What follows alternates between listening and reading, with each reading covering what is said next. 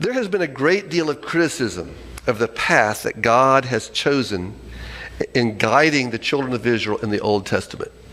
Okay? The purging of the land from idolatry and the idolaters.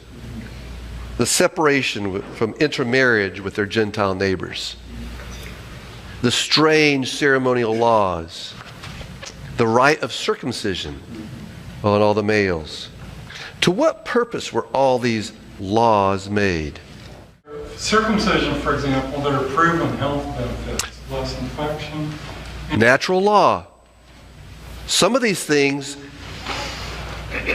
their dietary laws were much more healthy than the diet of the surrounding peoples. Yes? The Canaanites practiced extensive incest, Leviticus 18, and they probably, in my view, had terrible venereal diseases. Yeah, it said... Because in Jericho, they not only had to kill everybody, they also had to burn all the cloth.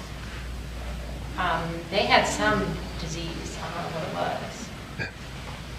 So part of this was natural law, but what other reason? Yes? Well, the main point of circumcision, ultimately, the underlying, I think, point is that God wanted Abraham and all of the males to understand that this is something that you could not do by yourself.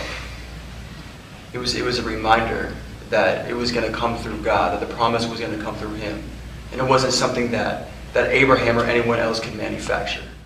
Back to your original question,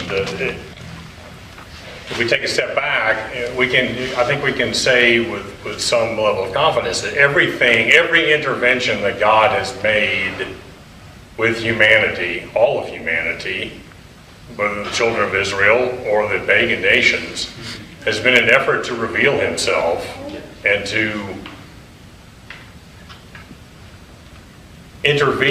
reveal some aspect of his character of love, to restore back into mankind's nature the original design, the nobility of the original design that was forfeited in Eden, or to arrest them on their pathway to self-destruction. Everything, whether it's the things that we don't, I don't know why he told the children of Israel not to wear garments with mixed clothing, with mixed threads, linen and cotton. I have no idea what part of God's character that reveals, but it was clearly something that needed to be revealed to that people in that setting at that time.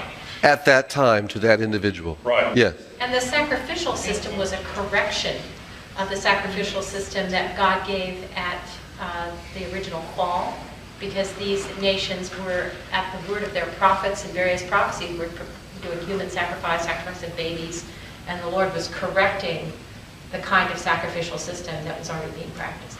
You go through the Bible and you look at the things that were horrible that God did not do away with, but by his Spirit in working in our hearts and minds. Slavery, polygamy, other things, which were not, and yet he told the king not to be a polygamist. Okay? So the king, the ideal of the nation, was not to be a polygamist. And you couldn't mistreat your woman slave that you took in war. Could not mistreat her.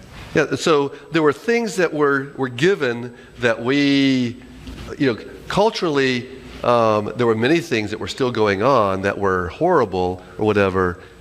You can only go so far before it's unacceptable or uncomprehendable from someone who is looking and being told what to do.